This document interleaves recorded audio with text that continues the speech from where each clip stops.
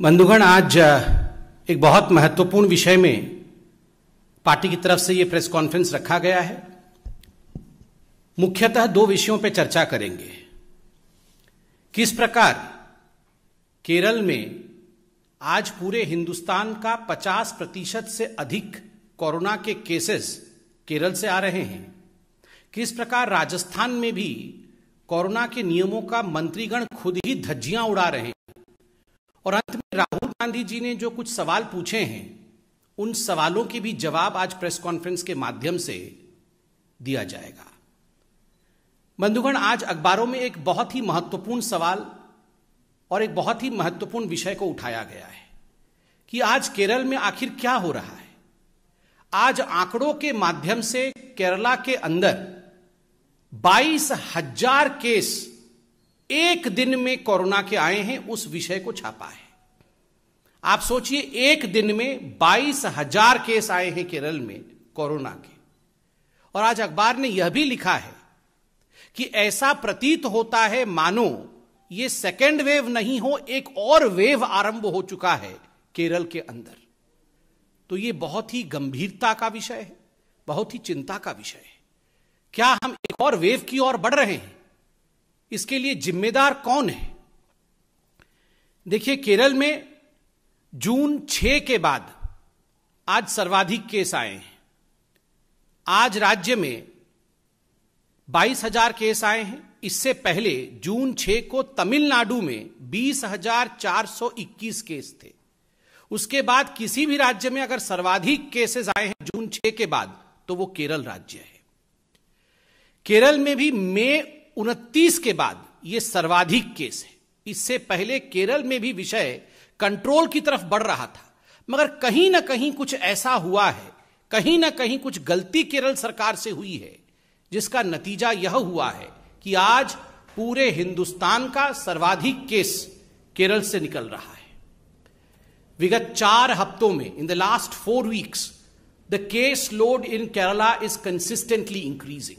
विगत 4 हफ्तों में जो केस लोड कोरोना का है केरल में, वो लगातार बढ़ते जा रहा है।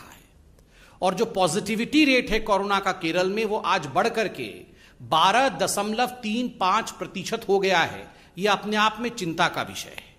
आज केरल में इन 22,000 सिंगल डे केस को ऐड करके अगर हम देखें, इसका योग करके हम देखें, तो कुल मिलाकर जो केस संख्या केरल में है वो 33 लाख है। 33 lakh people in Kerala today have suffered from corona, including the 22,000 people who have tested positive yesterday.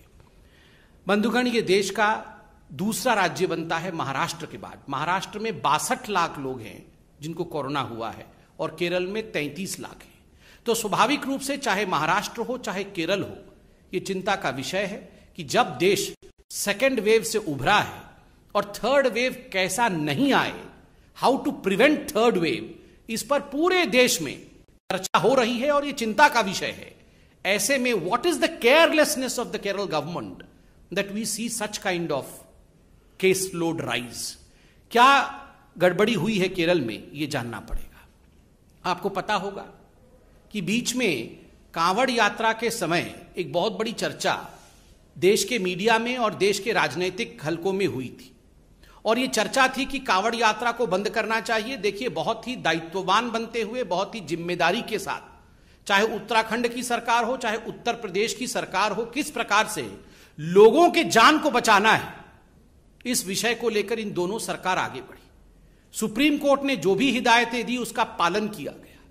मगर बकरा ईद के समय जो रिलैक्सेशन 3 दिन का केरल सरकार ने दिया, उस पर सुप्रीम कोर्ट ने भी चिंता जताई थी। और सुप्रीम कोर्ट ने कहा था, we direct the Kerala government to give heed to article 21, read with article 144 of the constitution of India and follow our orders given in the Kanwar Yatra case. Kanwar यात्रा में हमने जो हिदायतें दी है, हमने जो फैसला सुनाया है, केरल सरकार को चाहिए कि वो उन हिदायतों का, उन एडवाइजेस का और उस फैसला का पालन केरल में भी करे बकरा ईद के समय। मगर दुख के साथ मुझे कहना पड़ रहा है, तुष्टीकरण की राजनीति जीती और सुप्रीम कोर्ट के इस हिदायत को केरल की सरकार ने पालन नहीं किया। नतीजा 22,000 केस आज केरल के अंदर आए हैं। नतीजा, आज केरल एक दूसरे वेव की ओर बढ़ रहा है।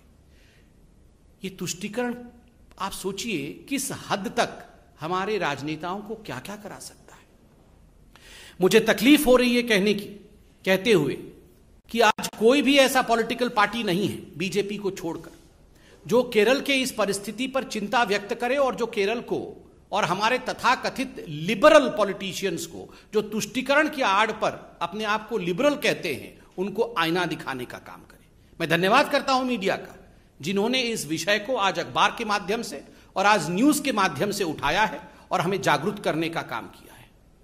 ठीक उसी प्रकार आप राजस्थान में देखिए, आपको जान के आश्चर्य होगा कि राजस्थान में उनके जो स्वास्थ्य मंत्री हैं, खुद स्वास्थ्य मंत्री रघु शर्मा जी, वो कल अपना जन्मदिन मनाते हुए इंदौर के ऑडिटोरियम में, इंदौर शहर के ऑडिटोरियम, एक इंडोर ऑडिटोरियम है राजस्थान में, तो उस इंडोर ऑडिटोरियम में वो अपना जन्मदिन मना रहे हैं और सैकड़ों लोगों को उन्होंने उसमें हाजिर किया है।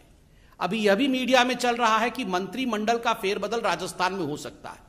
तो शक्ति प्रदर्शन करने के लिए कि हमारे पास ज्यादा लोग हैं, यह दिखाने के लिए रघु शर्मा जो स्वास्थ्य मंत्री हैं, वो जिस प्रकार का व्यवहार कर रहे हैं, सैकड़ों लोगों को कहीं ना कहीं वो खतरे में डाल रहे हैं कोविड रिस्ट्रिक्शन हटा करके।